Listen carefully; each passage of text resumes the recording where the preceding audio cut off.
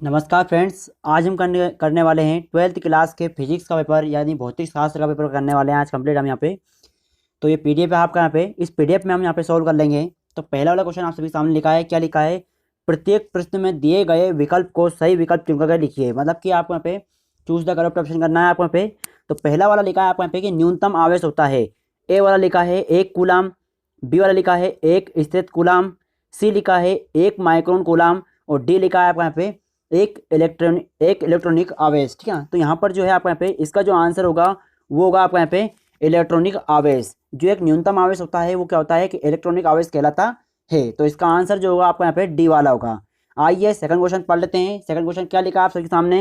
यहाँ पर second question लिखा है धातु का परवैद्युतिक होता है। तो यहाँ पर जो है धातु जो होती है उसका परिवैद्युतांक जो होता है वो कितना होता है आपको यहाँ पे? पहला लिखा है अनंत, बी लिखा है 0, सी लिखा है 1 और डी लिखा है इनमें से कोई नहीं। तो इसका आंसर जो होगा धातु का परिवैद्युतांक जो होता है वो अनंत होता है। क्या होता है? अनंत होता है। ठीक है, तो इसका क्या होगा? पहला वाला इसका आंसर होगा। आइए अगला क्वेश्चन पढ़ लेते हैं। तीसरा वाला लिखा है आप सभी सामने, क्या लिखा हुआ है तीसरा वाला? कि एक गोली चालक की धारिता का सूत्र क्या होता है? तो यहाँ पर मैं आपको डायरेक्ट जो है इसका आंसर बताऊंगा। तो देख लेते हैं इसका आंसर जो होगा आपको यहाँ पे वो होगा आपका आंसर बी वाला इसका आंसर होगा। सी बराबर 4 पाई एप्सिलॉन 0 r जो होगा इसका मान होगा। एक गोली चालक के जो धारिता का सूत्र होता है ये वाला इसका सूत्र होता है। मतलब इसका आंसर जो होगा आपको यहाँ पे क्या होगा? सी बराबर 4 पाई एप्सिलॉन 0 r होगा। ठीक है ना। आइए अगला क्वेश्चन देख लेते हैं। अगला क्वेश्चन आप सभी सामने लिखा है, क्या लिखा हुआ है चौथा वाला? कि विद्युत धारिता का एसआई मात्रक क्या होता है? विद्युत धारिता जो है इसका एसआई मात्रक क्या होता है? पहला वाला लिखा है स्थितिक फेरेड, बी लिखा है फेरड, सी लिखा है कूलाम और डी लिखा है आपको यहाँ पे स्थितिक कूलाम। तो इसका जो आंसर आएगा विद्युत धारा का एसआई मात्रक जो होता है आपको यहाँ पे इसका आंसर होगा आपको यहाँ पे फेरड। क्या आएगा इसका आंसर? फेरड। मतलब कि बी वाला जो होगा इसका आंसर होगा। आइए देख लेते हैं अगला, देख लेते हैं यहाँ पे अगला क्वेश्चन आप सभी सामने क्या लिखा हुआ है। तो जो अगला क्वेश्चन लिखा हुआ है पढ़ रहा हूँ आप सभी सामने में। क्या लिखा हुआ है कि एक तार को खींच करके उसकी लंबाई 2 गुनी कर दी जाती है। अगर लंबाई 2 गुनी कर दी जाती है तो जो प्रतिरोध होगा वो क्या हो जाएगा? इसका डबल हो जाएगा। मतलब कि 4 गुना जो होगा प्रतिरोध हो जाएगा, क्योंकि हम जानते हैं कि लंबाई का व्युत्क्रमानुपाती होता है प्रतिरोध। तो एक प्रकार से बोल सकते हैं हम यहाँ पे। तो जो है यहाँ पे दे रखा है, पहला दे रखा है आ लिखा है आधा, बी लिखा है 2 गुना, सी लिखा है 1/4 और डी लिखा है 4 गुना। तो इसका आंसर जो होगा आपका आप सभी सामने ये होगा इसका आंसर 4 गुना। मतलब कि डी वाला इसका आंसर होगा। आइए अगला देख लेते हैं। क्वेश्चन नंबर सेकंड जो है आप सभी सामने क्या लिखा हुआ है कि रिक्त स्थानों की पूर्ति कीजिए। रिक्त स्थानों की आपको यहाँ पे पूर्ति करनी है। ए वाला दे रखा है कि मीटर सेतु के सिद्धांत पर आधारित होता है। तो मीटर सेतु जो होता है वो किस सिद्धांत पर कार्य करता है? तो वो कार्य करता है आपका यहाँ पे व्हीट स्टोन सेतु पर करता है। किससे करता है? व्हीट स्टोन सेतु। व्हीट स्टोन सेतु जो होता है इसके सिद्धांत पर कार्य करता है। तो यहाँ पर जो है मैंने इसका आंसर लिख दिया है व्हीट स्टोन सेतु। ठीक है, ये सेतु लिखा है यहाँ पे। तो आप क्या कर सकते हो, व्हीट स्टोन सेतु जो है यहाँ पे इसका आंसर होगा। जो पहला वाला है मीटर सेतु जो है व्हीट स्टोन सेतु के सिद्धांत पर आधारित होता है। अगला देख लेते हैं यहाँ पे कि बी वाला लिखा है बी एच तथा आई में संबंध क्या होता है। ठीक है, तो ये सूत्र लिखना है आपको यहाँ पे। तो इसका जो संबंध होता है वो मैं आपको लिख कर बता रहा हूँ यहाँ पे। क्या होता है? बी बराबर एप्साइलॉन 0 एच प्लस आई। ये क्या होता है? इसका संबंध होता है। तो ये जो है एक प्रकार से फॉर्मूला है आपका यहाँ पे कि बी बराबर जो है आपका एप्सिलॉन 0 वो सॉरी म्यू 0 है। क्या है? म्यू 0 है आपका यहाँ पे। तो बी बराबर क्या होगा? म्यू 0 और एच प्लस आई। यहाँ पर क्या होगा? ये आंसर इसका होगा।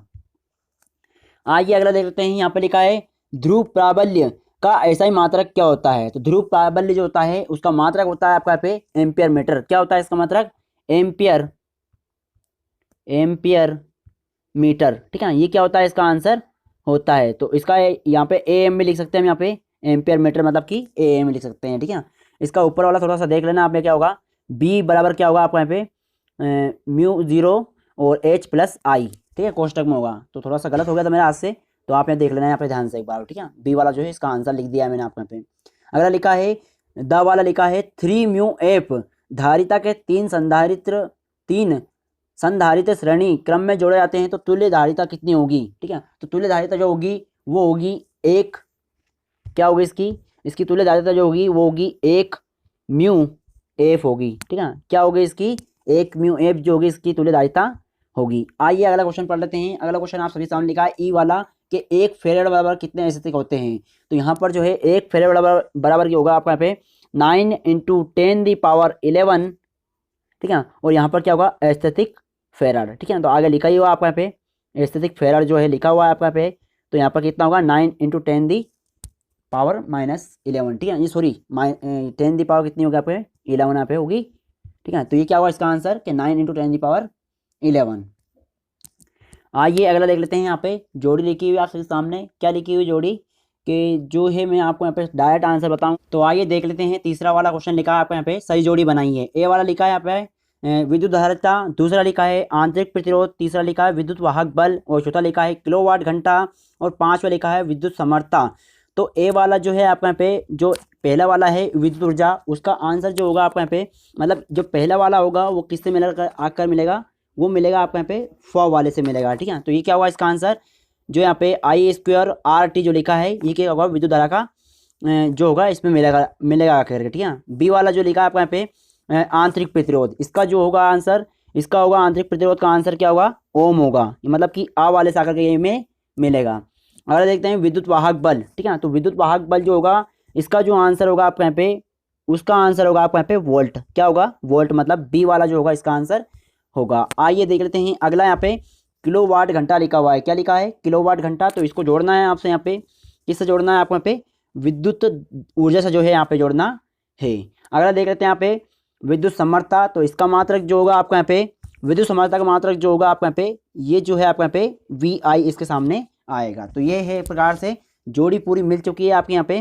पहले वाला क्या होगा विद्युत धारा का जो होगा आपको यहाँ पे I² होगा। बी वाला जो लिखा है आपको यहाँ पे आंतरिक प्रतिरोध, इसका क्या होगा आपको यहाँ पे वोल्ट होगा, ठीक है। इसके बाद में विद्युत वाहक बल जो होगा इसका क्या होगा आपको यहाँ पे विद्युत वाहक बल जो है आपका इसका क्या आंसर होगा यहाँ पे वोल्ट होगा। आंतरिक प्रतिरोध जो होगा इसका आंसर क्या होगा ओम होगा, ठीक है। इसके बाद में यहाँ पे किलोवाट घंटा लिखा है, ये किलोवाट घंटे का जो आंसर आएगा ये आएगा विद्युत धारा, क्या आएगा विद्युत धारा इसका आंसर आएगा। इसके बाद में ये लिखा है आपका विद्युत समर्थता, इसका क्या होगा आपका आंसर यहाँ पे VI इसका आंसर आएगा, ठीक है। बस एक ही बच रहा है विद्युत ऊर्जा जो क्या होगा आपका यहाँ पे I = RT होगा, ठीक है। तो ये क्या हो गया यहाँ पे इसका आंसर हो चुका है। आइए अब देख लेते हैं एक शब्द में उत्तर। तो एक शब्द में उत्तर क्या लिखा है आपका यहाँ पे कि एक आदर्श वोल्टामीटर का प्रतिरोध कितना होता है, ठीक है।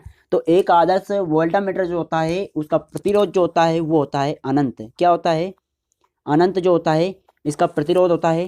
तो ये पहले वाले का आंसर हो गया आपका यहाँ पे। सेकेंड वाला देख लेते हैं स्वप्रेरकत्व का मात्रक क्या होता है, ठीक है। तो स्वप्रेरकत्व जो होता है उसका मात्रक जो होता है वो होता है हेनरी, क्या होता है हेनरी जो होता है इसका आंसर होगा। तो सेकंड वाला का आंसर क्या है हेनरी है। तीसरा देख लेते हैं आवेश का क्वांटीकरण से क्या तात्पर्य होता है। तो मैं आपको पढ़ के बता रहा हूँ, ये बहुत लंबा क्वेश्चन है आपको यहाँ पे, तो समझाएंगे हम आपको यहाँ पे कि प्रत्येक आवेशित वस्तु पर आवेश का एक निश्चित आवेश का पूर्ण गुणांक होता है जिसे मूल आवेश कहते हैं, या आवेश का यहाँ मूल आवेश जो होता है इसे क्वांटीकरण कहते हैं, ठीक है। तो आपके डिस्प्ले के सामने जो होगी इसकी परिभाषा शो हो जाएगी, तो आप वहाँ से जो है स्क्रीनशॉट ले लीजिएगा या आप उतार लीजिएगा, ठीक है। तो एक बार पढ़ रहा हूँ कि प्रत्येक आवेशित वस्तु पर आवेश का एक निश्चित न्यूनतम आवेश का पूर्ण गुणांक होता है जिसे मूल आवेश कहते हैं, या आवेश का गुण मूल आवेश का क्वांटीकरण कहलाता है। ये जो है आपका इसका आंसर हो चुका है। एक बार आपके स्क्रीन पर ये शो हो जाएगा, ठीक है, तो आप इसको उतार लेना। आइए अगला देख लेते हैं हम यहाँ पे। अगला क्या लिखा है पृथ्वी का विभव कितना होता है, ठीक है। तो पृथ्वी का विभव जो होता है वो होता है 0, क्या होता है पृथ्वी का विभव जो होता है वो होता है 0। तो ये चौथे वाले का आंसर जो होगा पृथ्वी का विभव जो होता है कितना होता है 0 होता है। आइए अगला देख लेते हैं कि किरचॉफ का प्रथम नियम किस नियम पर आधारित होता है, ठीक है। तो ये जो होता है आपका यहाँ पे किरचॉफ का प्रथम नियम जो होता है वो आवेश संरक्षण के नियम का पालन करता है या आधारित होता है, ठीक है। तो आवेश संरक्षण यहाँ पे लिख रहा हूँ मैं यहाँ पे, ये आवेश संरक्षण के नियम का पालन करता है। कौन करता है आवेश संरक्षण के नियम का पालन, वो करता है आपका यहाँ पे किरचॉफ का नियम। आइए अब एक बार देख लेते हैं क्वेश्चन यहाँ पे लिखे हुए हैं। 5 क्वेश्चन लिखा है अनुगमन वेग से आपका से क्या तात्पर्य है, या स्रोती काल किसे कहते हैं। छठा लिखा है आपका विद्युत विभव कैसी राशि है, ऐसा ही मात्रक तथा विमीय सूत्र लिखिए, और नीचे अंतर जो आया धारिता का मात्रक तथा विमीय सूत्र में लिखिए। सातवां क्वेश्चन जो है आपका सातवां क्वेश्चन आपके सामने है कि विद्युत तीव्रता को परिभाषित कीजिए। अथवा में देखा है लेंज का नियम क्या है। अगला है 8वां वाला, फेराडे के विद्युत चुंबकीय प्रेरण का नियम लिखिए।